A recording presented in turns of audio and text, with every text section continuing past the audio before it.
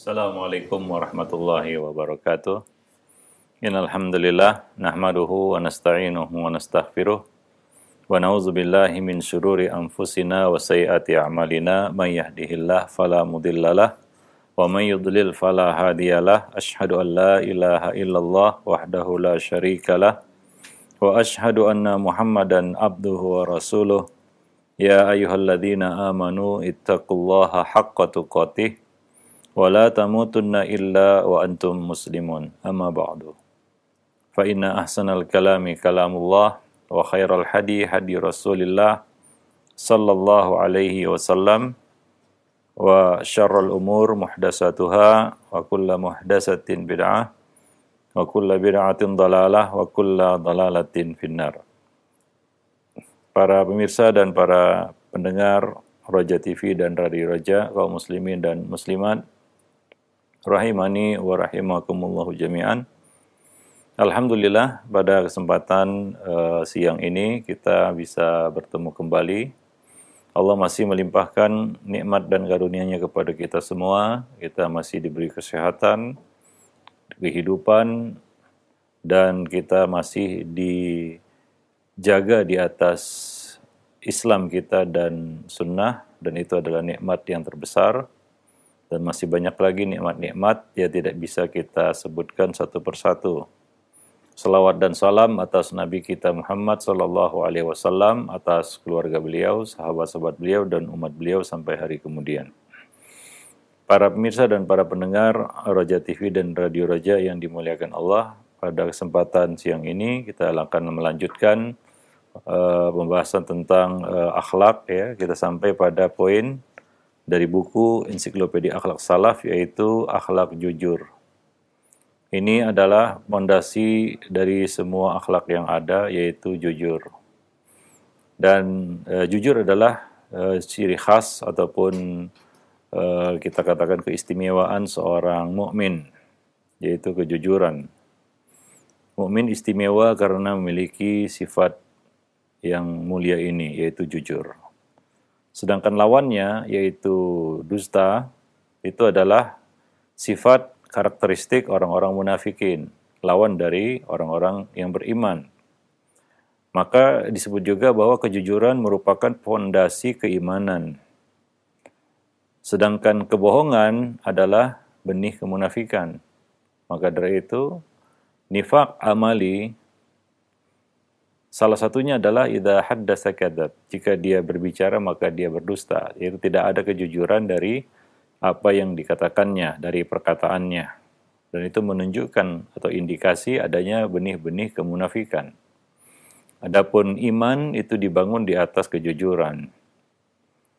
Dan salah satu syarat la ilaha illallah juga adalah as-sidqu al-munafi lil kadzib.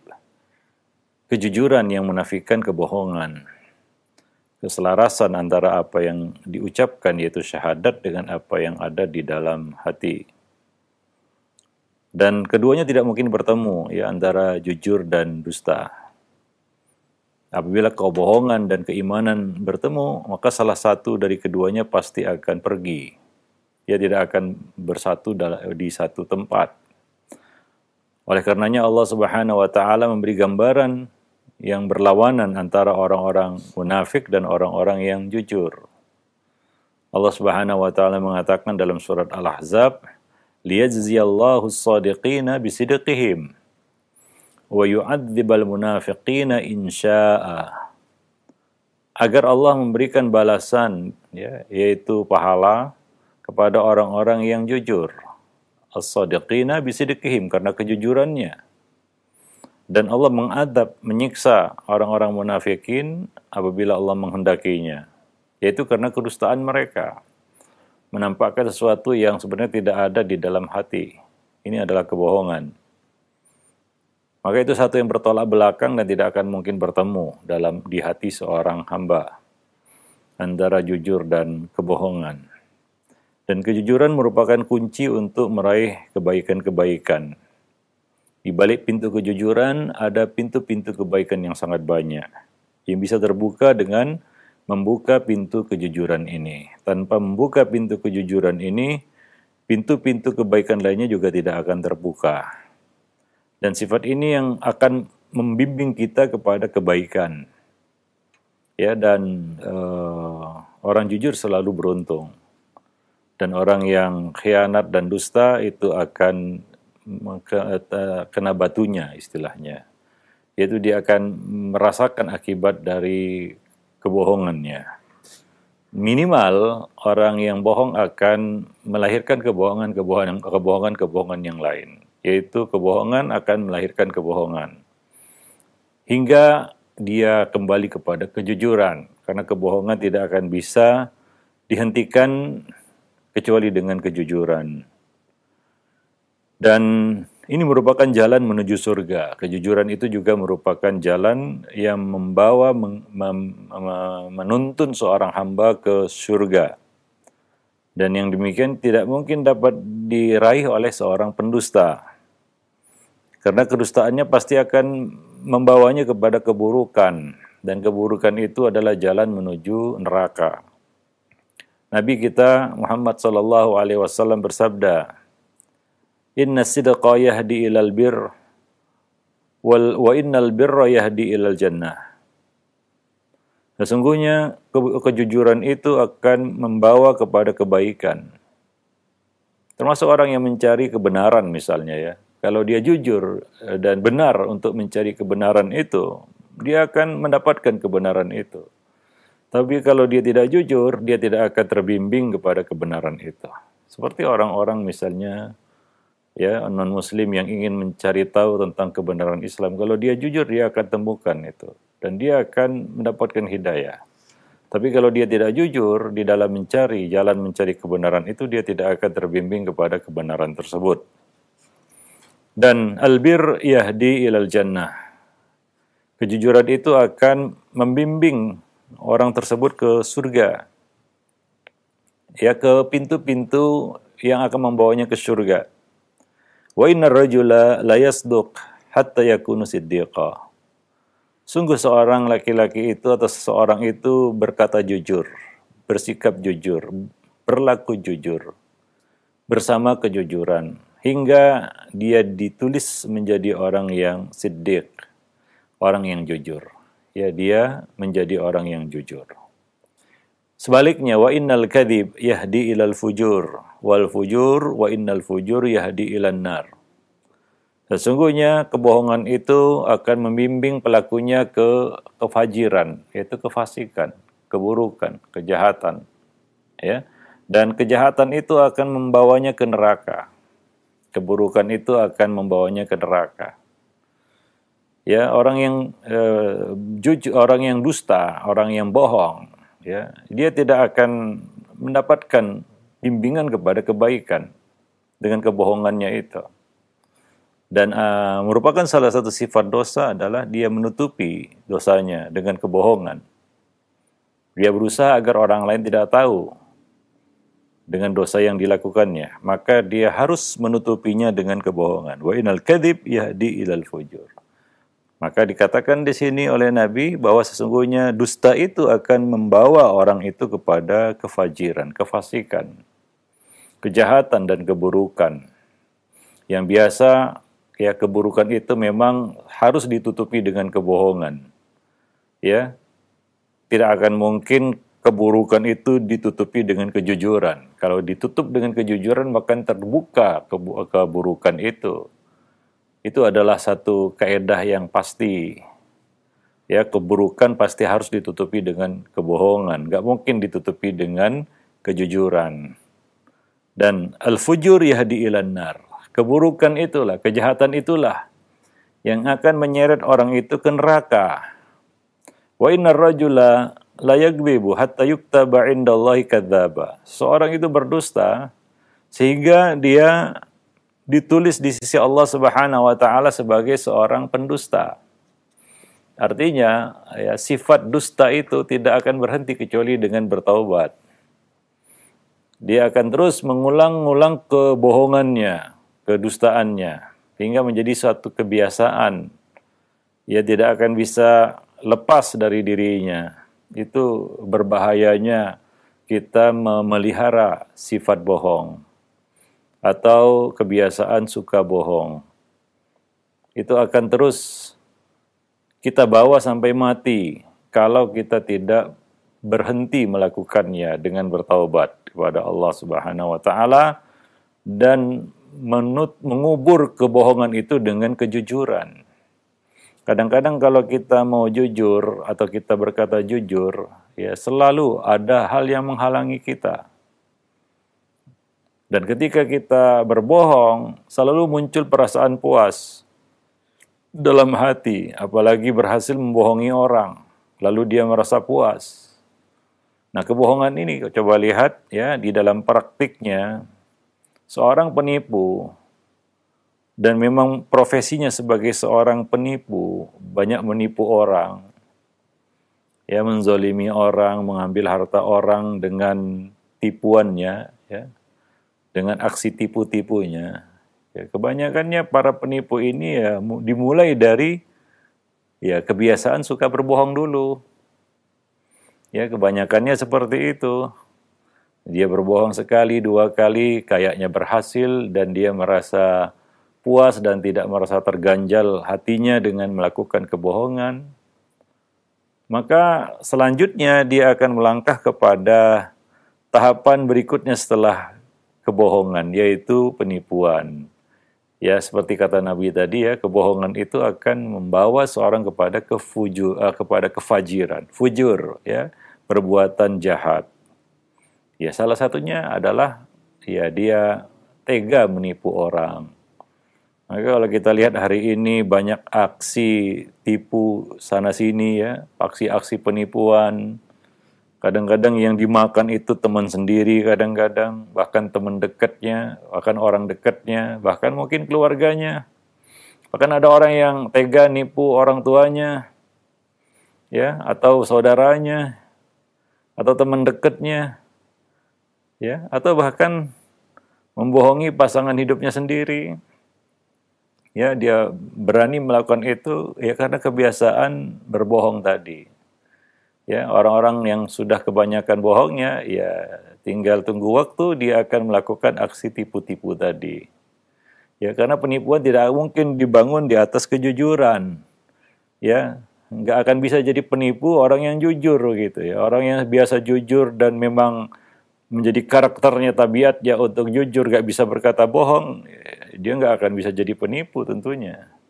Orang yang berpotensi jadi penipu itu adalah orang yang suka bohong. Ya, maka coba lihat ya dosa bohongnya itu membawanya kepada dosa yang lebih besar yang berkaitan dengan hak orang lain, kezaliman, yaitu penipuan. Ya, enggak mungkin penipuan itu dibangun di atas kejujuran, enggak.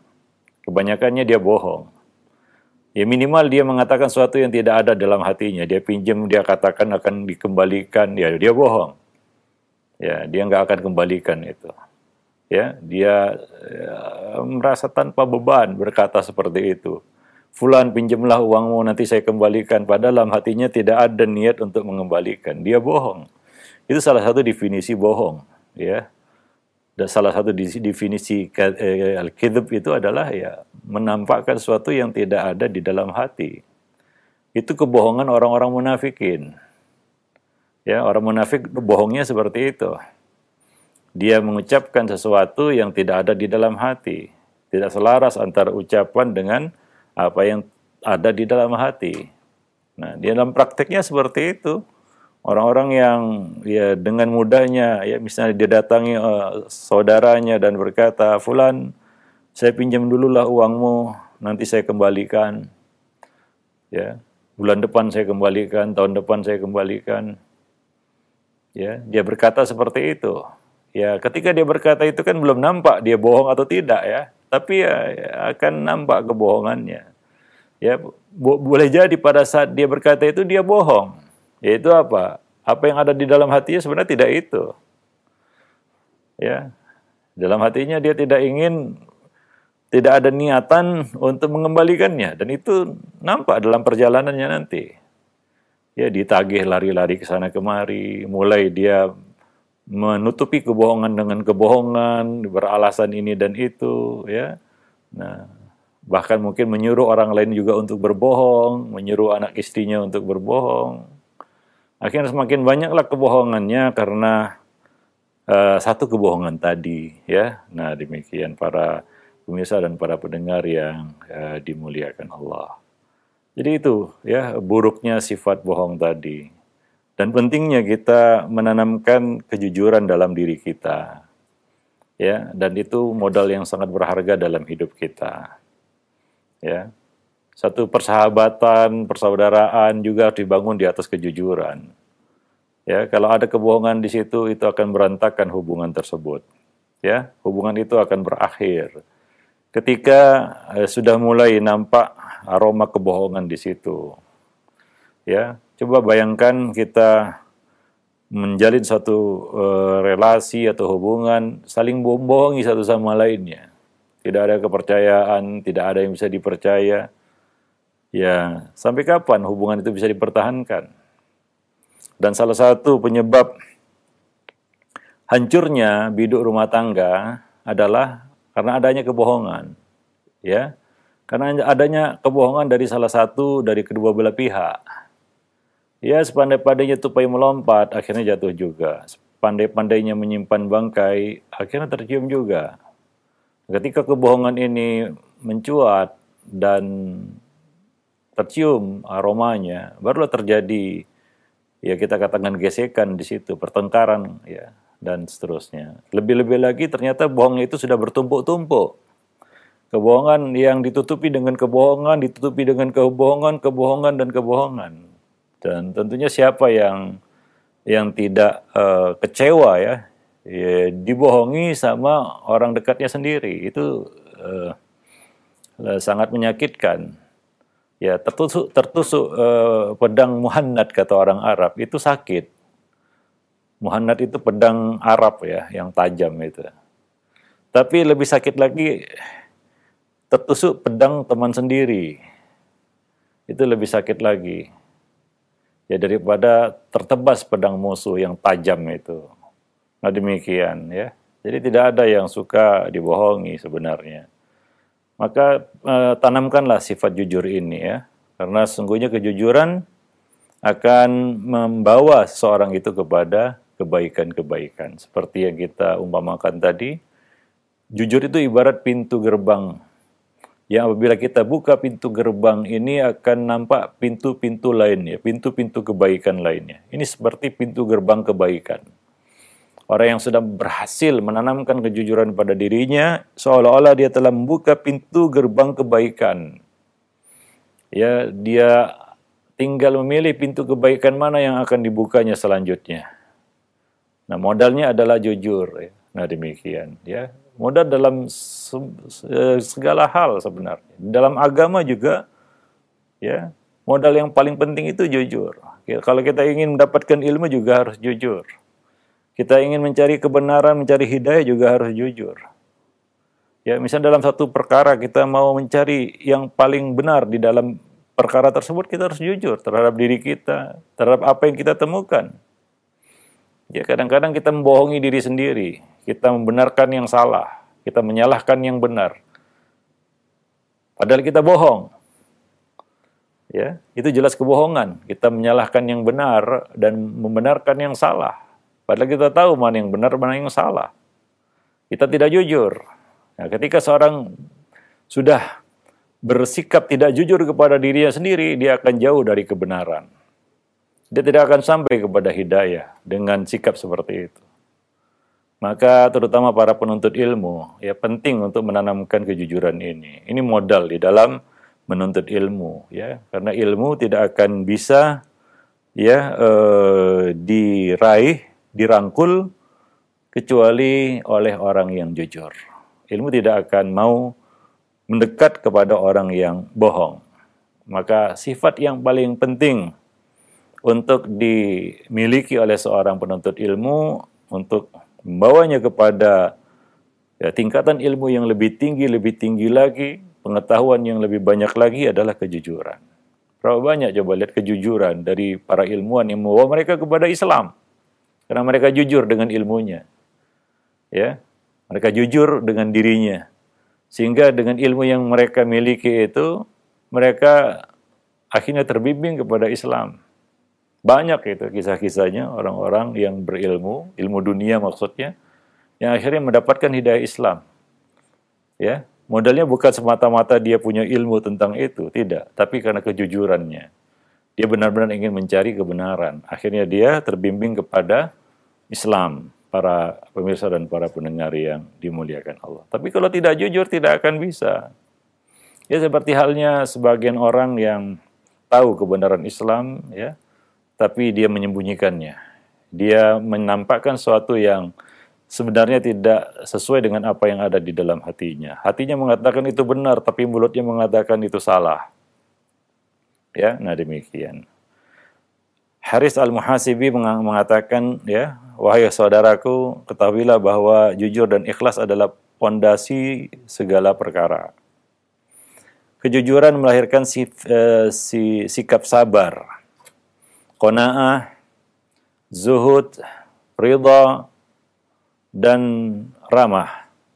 Sementara keikhlasan melahirkan keyakinan, rasa takut, rasa cinta, sikap toleran, malu, dan menghormati orang lain.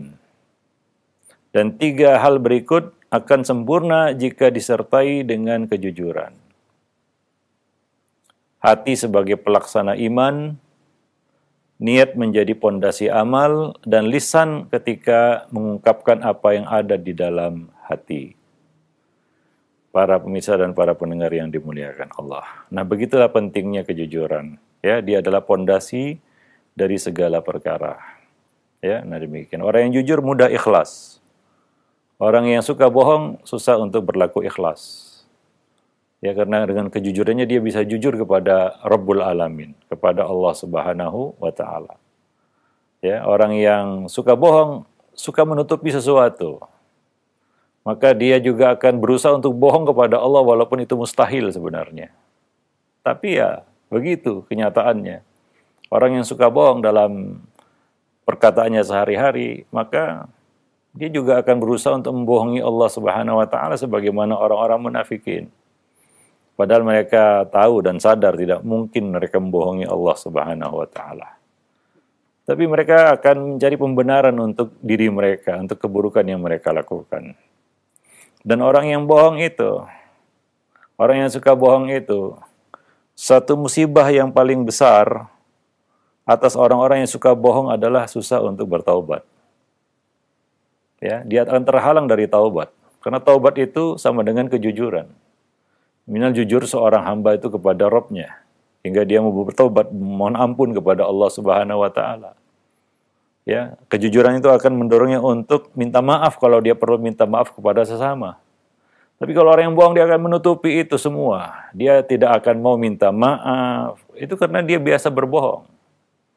Dia akan susah untuk bertaubat karena dia merasa tidak berdosa. Dia membohongi Allah Subhanahu wa taala. Nah, semua penyebabnya adalah karena dia suka bohong. Begitu bahayanya bohong itu, ya. Sehingga bisa menghadang seseorang dari taubat kepada Allah Subhanahu wa taala. Dan sebaliknya jujur akan memudahkan seorang itu untuk bertaubat kepada Allah, mengakui kesalahan dan mau minta maaf. Ya, kita lihat orang-orang yang ya kita katakan berbesar hati untuk minta maaf itu dia minimal adalah orang yang jujur. Orang yang terbiasa jujur, maka dia akan mau minta maaf. Wah, saya salah, saya minta maaf. Ya, sedikit orang yang berjiwa besar seperti itu. Dan itu hanya bisa dilakukan dan mudah dilakukan oleh orang yang jujur. Orang yang dusta, orang yang suka dusta, orang yang suka bohong, susah untuk minta maaf. Ya, kenyataannya seperti itu, para pemirsa dan para pendengar yang dimuliakan Allah.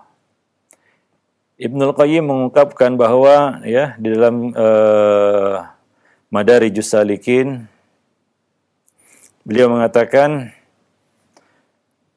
bahwa jujur adalah sifat yang dimiliki oleh orang-orang yang terhormat, orang-orang yang mulia, yang tinggi derajatnya. Dari sifat ini tersusun semua tangga yang akan didaki oleh para pencari kebenaran. Kalau kita ingin menapaki tangga menuju kebenaran, maka kita harus memiliki sifat jujur. Dan darinya pula akan terbentang jalan paling lurus, Siratal Mustaqim. Dia akan terbimbing kepada Siratal Mustaqim. Seperti yang kita gambarkan tadi ya. Ya, sebagian orang yang Allah buka ilmu dunia kepadanya, yang sebelumnya dia tidak beriman kepada Allah, dia beriman kepada Allah karena kejujurannya, mencari kebenaran. Ya, ketika dia melihat kebenaran, kenyataan, fakta yang dia lihat dengan ilmunya, maka dia akan terbimbing kepada hidayah. Ya, nah demikian. Dia akan terbimbing kepada Siratal Mustaqim. Dia akan terbimbing kepada Islam. Orang yang tidak meniti jalan itu pasti celaka. Dia tidak akan sampai kepada kebenaran. Dan kejujuranlah yang membedakan seorang munafik dan seorang mukmin. Yang membedakan penduduk neraka dan penduduk surga. Kejujuran adalah pedang Allah di muka bumi. Apabila diletakkan pada sesuatu, niscaya akan mematahkannya. Dan apabila berhadapan dengan kebatilan, niscaya akan menumbangkannya. Siapa yang menjalankan kekuasaan atas dasar kejujuran, niscaya tidak akan diturunkan. Dan siapa yang berkata jujur, niscaya akan membungkam lawan bicaranya. Nah demikian kata Al-Imam Ibnul Qayyim di dalam kitabnya Madarijus Salikin. Itulah kekuatan jujur ya. Bahwa jujur itu adalah sebuah kekuatan. Dan kejujuran itu juga merupakan ruh dari segenap amal. Dasar bagi segala sesuatu. Pendorong agar seorang itu berani menghadapi rintangan. Dan pintu masuk bagi hamba yang ingin sampai kepada Allah Subhanahu wa taala. Perjalanan seorang hamba menuju Allah akan mudah dengan kejujuran. Tapi kalau dia berjalan menuju Allah dengan kebohongan, dia tidak akan sampai kepada tujuannya. Kejujuran juga merupakan pondasi tegaknya agama dan tiang penyangga keimanan.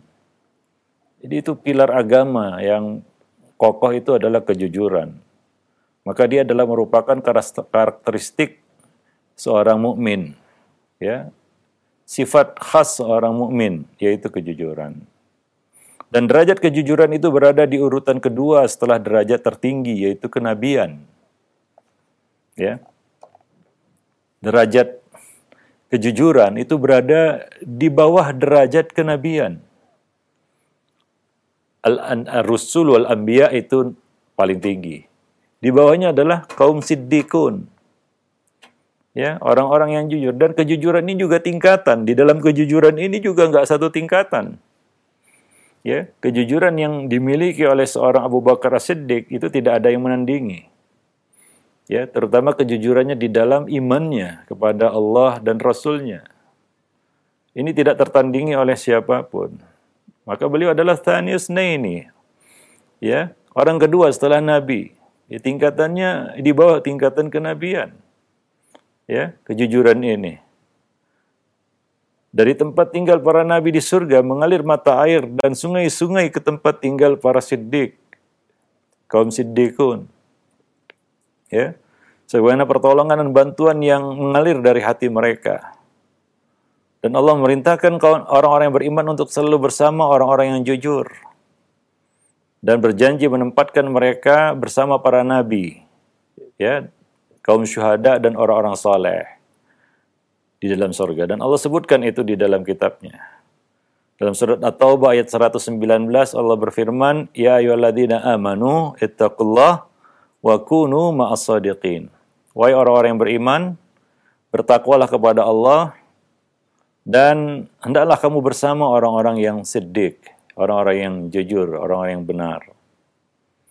Orang yang selalu berkata benar.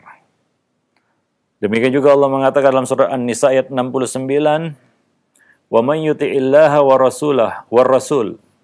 Barang siapa yang menaati Allah dan Rasul.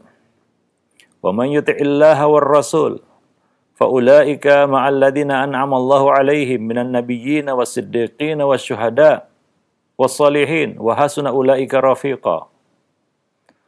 Barang siapa yang menaati Allah dan Rasul-Nya, yaitu Muhammad sallallahu alaihi wasallam, maka mereka itulah yang akan bersama-sama dengan orang-orang yang diberkahi Allah dengan nikmat, yang diberikan nikmat oleh Allah Subhanahu wa taala, yaitu para nabi, orang-orang yang siddiq, para syuhada, dan orang-orang yang saleh. Mereka itulah teman yang sebaik-baiknya.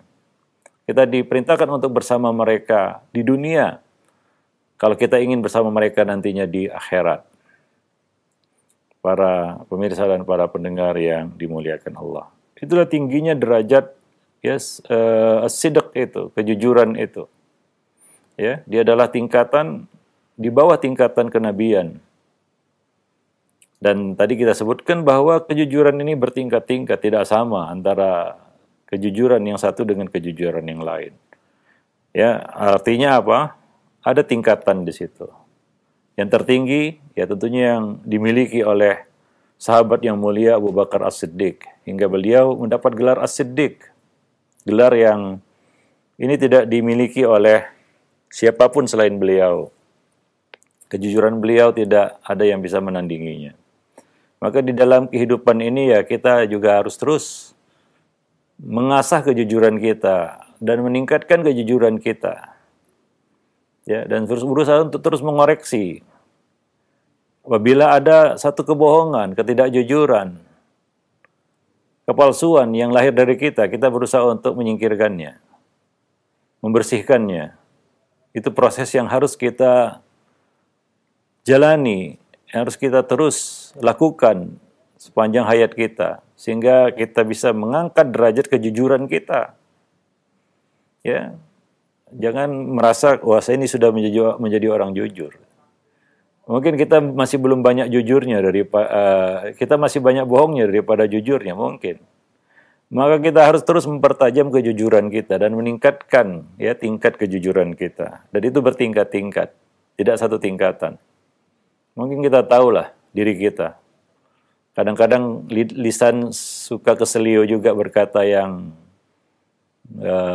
bohong ataupun yang palsu, yang tidak benar, ya. Maka berusahalah kita untuk meluruskan ya lisan, hati, menyelaraskan antara lisan dan hati. Dan ini adalah proses yang harus terus kita jalani sepanjang hidup kita. Dan kejujuran ini pula yang akan menyelamatkan seorang hamba pada hari kiamat nanti. Allah Subhanahu wa taala berfirman di dalam surat Al-Maidah ayat 119. Allah mengatakan qala Allahu hadza yaumu yanfa'us shadiqina sidquhum.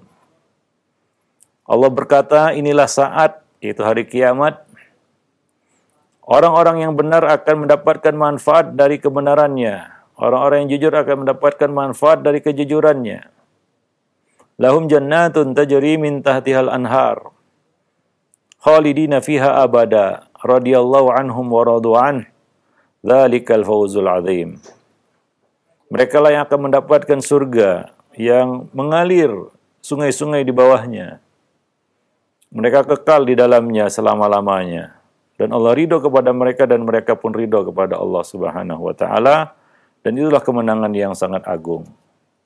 Jadi kejujuran ini akan menyelamatkan pelakunya ya di hari kemudian kelak.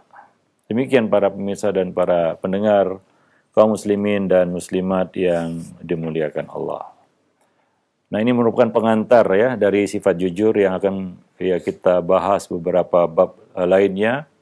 Bentuk-bentuk kejujuran ya, misalnya jujur di dalam niat, ini kejujuran hati, jujur dalam perkataan, ini jujur lisan, jujur dalam perbuatan, ya, yaitu selaras antara apa yang diucapkan dengan apa yang dilakukan, ya. Ini juga bentuk-bentuk kejujuran yang akan kita bahas pada pertemuan yang akan datang, insyaallah.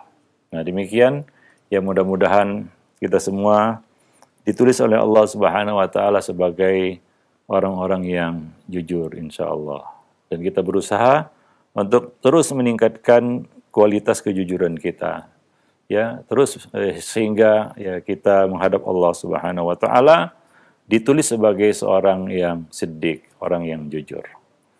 Wallahu a'lam bishawab. Aqulu qauli hadza astaghfirullah li wa lakum wa lisairil muslimin innahu huwal ghafurur rahim. Nah, jazakallahu khairan wa barakallahu fikum Ustaz atas penyampaian materi yang sangat bermanfaat sekali di kesempatan siang yang berbahagia ini berkaitan dengan sifat jujur. Nah, ikhwata Islam azakumullah, para pendengar Radio Roja dan pemirsa Roja TV dimanapun Anda bisa menyimak siaran kami. Saatnya kami membuka sesi tanya jawab. Silakan bagi Anda yang ingin bertanya secara langsung. Untuk pertanyaan pertama kami coba angkat dari pesan singkat yang sudah masuk. Assalamualaikum warahmatullahi wabarakatuh, Ustadz. Ustadz, dalam hal apa sajakah seorang suami diperbolehkan berbohong pada istrinya? Karena ini sering dijadikan senjata seorang suami membohongi istrinya. Jazakallahu khairan. Ya, ada 3 perkara yang boleh bohong di situ, dan itu semua ada kita katakan manfaat di balik itu ya. Ada manfaatnya lebih besar ya daripada modorotnya. Dan juga hakikatnya itu seperti tauriah saja ya, bukan bohong murni ya. Bukan bohong untuk menutupi satu kebusukan ya, untuk menutupi satu kejahatan atau untuk menzolimi, itu tidak boleh ya. Nah demikian, untuk merampas hak orang lain ya, untuk merampas ya kita katakan harta orang lain ya, tidak ada uzur untuk bohong di situ. 3 perkara yang boleh bohong itu dalam peperangan, karena Nabi mengatakan al-harbu khud'ah. Ya, kita katakan belok kiri ternyata belok kanan. Ini peperangan ya. Jadi itu siasat dalam peperangan. Yang kedua untuk mendamaikan. Ini tujuannya luar biasa ya. Kita mengatakan sesuatu yang sebenarnya bukan seperti itu. Kita katakan fulan, sebenarnya fulan itu ingin bertemu denganmu ya, memberikan komentar yang baik tentangmu. Dan dia sebenarnya cinta kepadamu dan lain sebagainya, untuk mempertemukan 2 orang yang bermusuhan. Ya, nah yanmi khairan kata Nabi ya, wa yaqulu khairan. Yanmi artinya dia menyampaikan yang baik dan dia mengatakan yang baik. Walaupun sebenarnya tidak seperti itu ya, ada unsur kebohongan. Walaupun tidak murni kebohongan di situ ya. Nah demikian. Seperti tadi yang pertama itu tidak murni kebohongan. Ya boleh saja kita buat sandi-sandi yang berbeda. Kanan kita anggap kiri ya. Seperti orang Malang dibalik-balik kan gitu. Mas jadi Sam gitu ya. Nah ya saya bingung juga kita, Sam rupanya Mas kan gitu. Ya dalam peperangan kadang-kadang kita boleh buat sandi-sandi yang berbeda-beda. Dan itu tidak murni kebohongan ya. Tidak murni kebohongan. Nah, demikian juga yang kedua ini, ya kata Nabi apa, mendamaikan 2 orang, islah bainan nas. Ya kita menyampaikan yang baik dan kita mengatakan yang baik. Kita sampaikan kepada orang yang berseteru ini, ya kepada masing-masing, kepada kedua belah pihak yang baik-baik. Ya, dan kita mengatakan yang baik-baik. Ya bukan memprovokasi, memanas-manasi ya. Walaupun sebenarnya si fulan ini marah kepada lawannya. Tapi nggak kita sampaikan apa adanya, kan begitu ya. Nah, ini ada tujuan yang mulia di situ. Ya. Dan yang ketiga adalah seorang suami untuk membahagiakan hati istrinya. Nah, ya seperti seorang yang membelikan sesuatu yang mungkin murah harganya, ketika dipakai istrinya dia puji, waduh ini cantik sekali, ini kelihatan mahal ketika engkau pakai kan, padahal harganya murah kan ya. Tapi betul kan, ketika yang murah ini ketika dipakai ya seperti itu, ada unsur tidak sesuai dengan realita. Cuma di sini tujuannya untuk membahagiakan pasangan. Ya, nah bukan untuk kita katakan memudorotkan pasangan. Nah, jadi perlu juga diketahui aplikasinya di dalam rumah tangga bagaimana. Nggak boleh kita jadikan itu sebagai alasan untuk berbuat zalim. Ya seperti banyak para suami yang menggunakan hadis, kalaulah boleh seorang itu sujud kepada orang lain, maka aku perintahkan seorang istri sujud kepada suaminya. Lalu hadis ini digunakan oleh si suami untuk berbuat semena-mena kepada istri. Ya, ini tidak boleh juga ya. Sehingga kadang-kadang ini dijadikan alat untuk memperbudak istri, ya. Itu penerapannya yang dia buat seperti itu. Di rumah main suruh aja, pokoknya istri seperti babu gitu ya, nggak ada hentinya dia memberikan instruksi, komando, permintaan, tuntutan, ya, dan lain sebagainya. Nah, ketika istri agak lambat sedikit, keluar hadis ini, kan gitu ya. Nah, itu tidak seperti itu aplikasinya. Nabi nggak seperti itu, mengaplikasikannya juga seperti itu. Walaupun itu dikatakan oleh Nabi, tapi Nabi tidak memperlakukan istri-istri beliau seperti budak, bahkan beliau membantu istri. Ya, nah ini yang harus kita perhatikan. Nah, bagaimana aplikasinya di dalam kehidupan rumah tangga? Apakah ya boleh bohong seenaknya kepada istri? Enggak boleh juga, ya, nah demikian. Apalagi itu menyangkut hal-hal yang bisa menimbulkan perselisihan. Misalnya masalah harta, kita bohong sama istri, ini akan menimbulkan kecurigaan. Ya, nah, kita bohongi istri, gaji 10 juta kita bilang 1 juta. Oh, berapa gajinya 1 juta? Padahal 10 juta. Ya, kan tadi kita sebutkan, sepandai-pandainya tupai melompat, akhirnya jatuh juga. Sepandai-pandainya menyimpan bangkai, akan tercium juga. Itu sifat kejahatan seperti itu. Walaupun ditutupi dengan kebohongan. Banyak kasus-kasus rumah tangga seperti itu. Si suami membohongi istri, dia misalnya dalam bab harta ini, ya, sehingga akhirnya terungkap kebohongan itu. Ini akan menimbulkan kecurigaan. Tentu saja wajar kalau istri curiga, ya, jika kebohongannya dalam bentuk seperti ini. Dan dalam kasus ini tidak benar kita pakai hadis itu, ya, bahwa bolehnya seorang suami bohong kepada istri. Nah demikian. Jadi harus kita lihat, ya, konteksnya apa sekarang, ya. Nah demikian. Wallahu a'lam bissawab. Nah demikian. Nah, jazakallahu khairan wa barakallahu fikum Ustaz atas jawaban yang disampaikan. Semoga bermanfaat untuk penanya. Dan masih pertanyaan melalui pesan singkat kembali. Baik. Assalamualaikum warahmatullahi wabarakatuh, Ustaz. Ustaz, dari hamba Allah, Ustaz, saya sering dibohongi sama suami saya demi kepentingan dia sendiri dan banyak berhutang kesana kemari mengatasnamakan anaknya. Dia meminta maaf tapi melakukan kesalahan yang sama. Bolehkah saya meminta cerai ke suami saya, Ustaz? Syukur. Ya, banyak muncul masalah rumah tangga jadinya tentang kebohongan ini. Makanya kita singgung juga tadi, ya, bahwa bohong ini memang yang jadi korban itu orang-orang dekat, ya. Orang itu berani berbohong itu biasanya yang uji cobanya itu kepada orang dekat, bukan kepada orang lain. Dia takut juga bohong sama orang lain, kan, gitu ya. Dan biasanya orang berbohong itu sama orang-orang yang ada di sekitarnya, ya. Nah, sebagai sparring partnernya mungkin. Nah, ini kepada istrinya, dia bohong kepada istrinya. Tadi kita sebutkan, ya, bahwa ini salah konteksnya. Kalau kita gunakan dari situ, itu salah. Tidak tepat, ya, bahwa ini termasuk bohong yang dibolehkan. Tidak, ini termasuk bohong yang tidak dibolehkan dalam hal-hal yang serius, ya, misalnya masalah harta, masalah kepemilikan, masalah hal yang berkaitan dengan pondasi rumah tangga, yaitu ekonomi, ya. Nah, seperti masalah ini, ya, seorang suami berhutang dan dia berbohong. Ya, tentunya dia harus berpikir bagaimana kalau dia mati, yang menanggung hutangnya adalah keluarganya. Yang dikejar-kejar adalah anak istrinya tentunya. Ya, seorang itu ya harus dia pahami dalam berumah tangga harus ada keterbukaan. Ya, termasuk di dalam manajemen mengelola harta, ya, investasi yang ada di dalam rumah tangga. Nah, berapa banyak, ya, kita katakan itu mewarisi suatu, ya, kita katakan perseteruan, ya, ataupun pertengkaran, bahkan permusuhan yang nggak ada ujung ketika seorang itu meninggalkan sesuatu yang dia tutupi. Mungkin dia berbohong kepada keluarganya selama ini, ya. Nah, ketika, ya, dia kan nggak selamanya hidup, ya. Qadarullah kalau dia duluan pergi, misalnya, ya. Nah, akan terjadi perselisihan di antara ahli warisnya.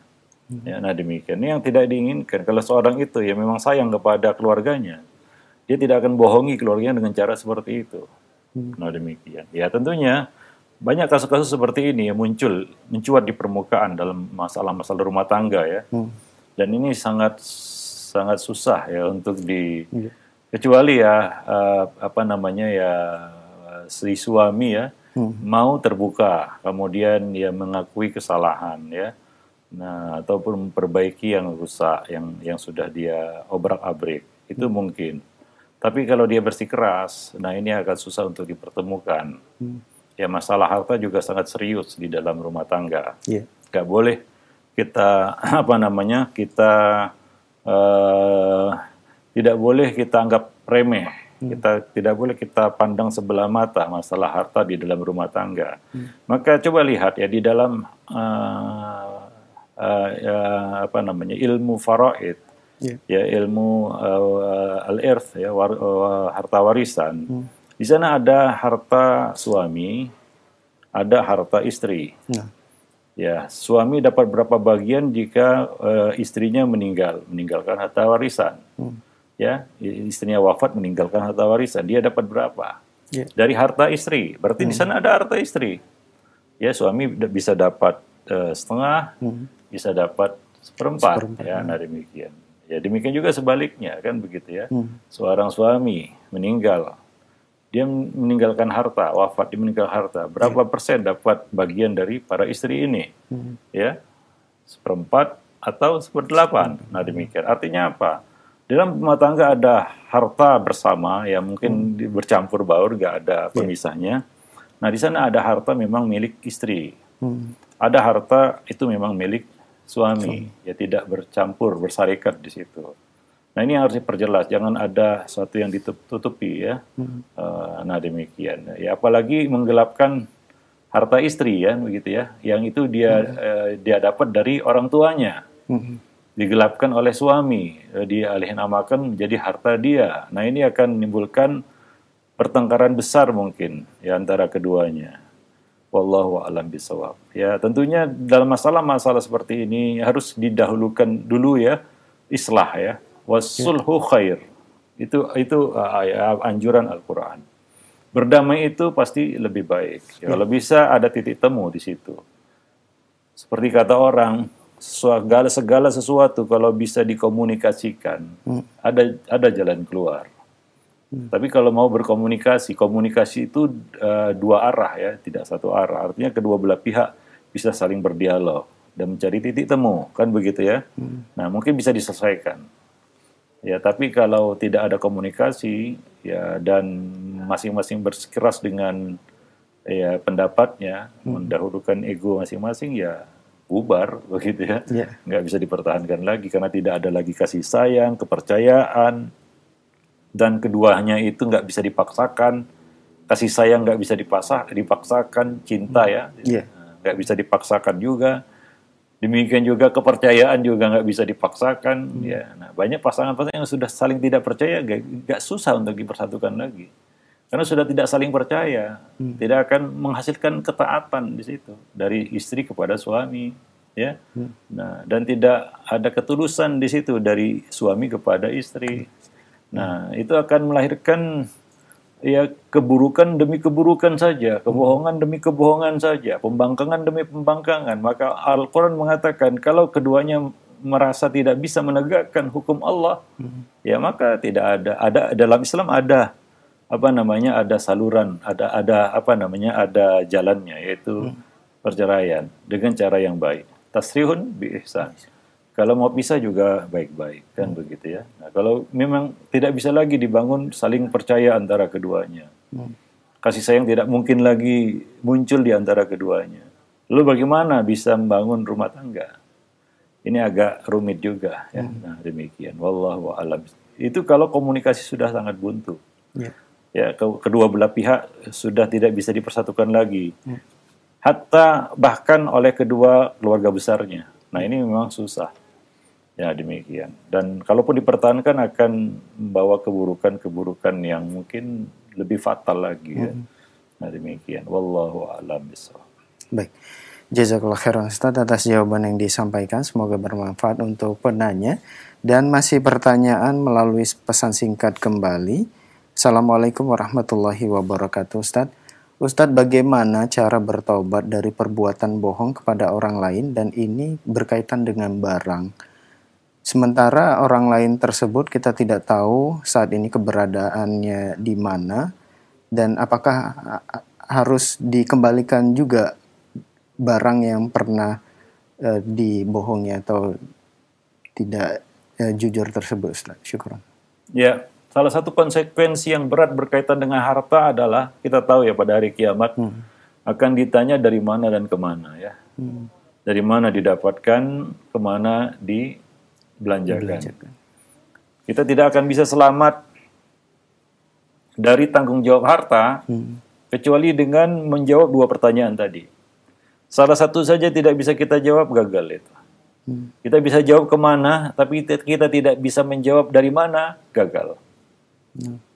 Kita bisa menjawab dari mana, tapi kita tidak bisa menjawab kemana, ini juga gagal. Apalagi nggak bisa jawab dua-duanya, dari mana dan kemananya nggak jelas. Ya. Itu sudah pasti gagalnya. Ya. Nah, ya hanya satu yang bisa selamat, yang sukses, yang lulus berkaitan dengan tanggung jawab harta adalah yang bisa menjawab dari mana dan kemana. Itu beratnya tanggung jawab harta. Ya. Maka semakin banyak harta yang kita miliki, semakin berat tanggung jawabnya. Itu pasti. Nah demikian. Ya, nah berkaitan dengan hal ini ya, dengan masalah ini ya, harta yang kita tahu ya dari mananya itu bagaimana, ya. Dari hasil penipuan, menipu orang kan begitu ya. Nah hak orang itu tidak akan gugur selamanya sampai kembali kepada haknya, kepada pemiliknya, pemilik hak sini ya. Maka salah satu syarat taubat orang yang mengambil harta orang lain adalah mengembalikannya, apapun ceritanya, ya. Berat ataupun ringan, ya bisa nggak bisa, hak orang lain harus dikembalikan kepada pemiliknya, semampu kita, ya kita harus kembalikan hak itu kepada pemiliknya, karena itu tanggung jawab harta namanya, ya kita tidak boleh merampas, mengambil, menguasai hak orang lain, apapun bentuknya, misalnya contohnya kita merampas dengan menggeser batas tanah misalnya, itu kan merampas hak orang lain, itu tidak akan tidak akan lepas tanggung jawab kita sehingga kita balikkan lagi. Begitu tanggung jawab harta itu sangat detail sebenarnya. Ya, hisabnya ya sangat detail, auditnya nanti pada hari kiamat. Kalau sekarang kita diaudit misalnya tentang tanggung jawab harta perusahaan ya kita kalang kabut ya. Gimana dengan audit Allah Subhanahu wa taala yang tidak melewatkan satu pun, sepeser pun ya, dari harta yang ada di tangan kita, yang kita kuasai. Ya, nah demikian. Enggak ada satu dinisbatkan kepada Nabi tadi, tapi hadisnya tidak sahih. Alal yadi ma akhadha hatta turad. Ya, hatta tarudda. Atas tangan apa yang dipegangnya hingga tanggung jawab tangan atas apa yang dipegangnya hingga dikembalikan, hingga tangannya mengembalikannya. Artinya apa? Segala harta yang kita pegang, kita kuasai, itu tanggung jawab kita. Kalau harta kita bertanggung jawab ini dari mana dan kemana. Kemana kita akan alokasikan harta itu. Kalau ini harta orang lain, berarti ini harus kewajiban kita adalah mengembalikannya kepada yang bersangkutan. Nah demikian. Lebih-lebih lagi yang berkaitan dengan harta umat ini, yang ini paling berat itu. Ya, nah demikian. Ya. Kadang-kadang karena harta umat gak ada yang ngejar gitu ya. Nah, tapi kalau harta pribadi mungkin ada yang ngegur, ada yang ngejar, ada yang telepon, ada yang WA, ada yang ini. Bulan balikkan kan gitu ya. Kadang-kadang kalau harta umat kan gak ada yang telepon kita, gak ada yang WA kita, gak ada yang apa kita ya bablas gitu aja. Nah ini yang mengerikan sebenarnya. Maka ya berkaitan dengan harta ya kita harus betul-betul berhitung. Ya, nah demikian. Kalau ada hisab yang perlu kita segerakan lakukan itu ya. Muqaddimahnya di dunia ini ya berkaitan dengan harta.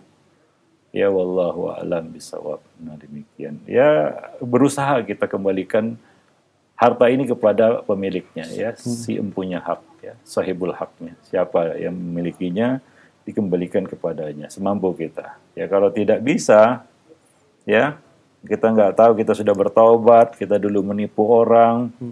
Kita ambil hartanya dengan cara menipu tadi ya, kita tilep harta orang. Sekarang ada di tangan kita, itu bukan hak kita sebenarnya. Ya, dan kita bertaubat kepada Allah. Maka taubat ini tidak akan sempurna hingga kita kembalikan itu kepada pemiliknya. Ustadz, pemiliknya udah nggak tahu lagi entah kemana. Yaitu kita minta ampun sekali lagi kepada Allah atas kelalaian kita. Ya, itu jelas kelalaian.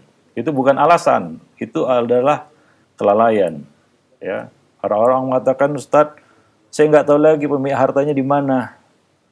Ya, itu bukan jawaban, itu bukan apa namanya, itu bukan penyelesaian kata-kata itu.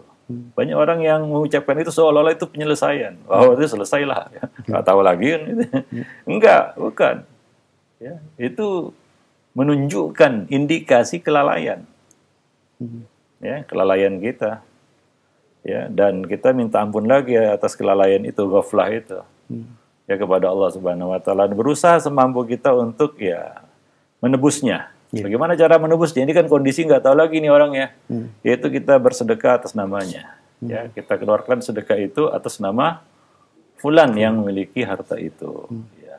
Tapi dengan catatan, dengan satu catatan. Jika ternyata yang memiliki harta itu kembali, ya ternyata ketemu lagi kan begitu ya, maka sedekah itu tidak berlaku. Kalau si punya harta menuntutnya, kita tetap berkewajiban mengembalikannya. Nggak bisa kita katakan, wah fulan, maaf ya sudah saya sedekahkan, nggak bisa.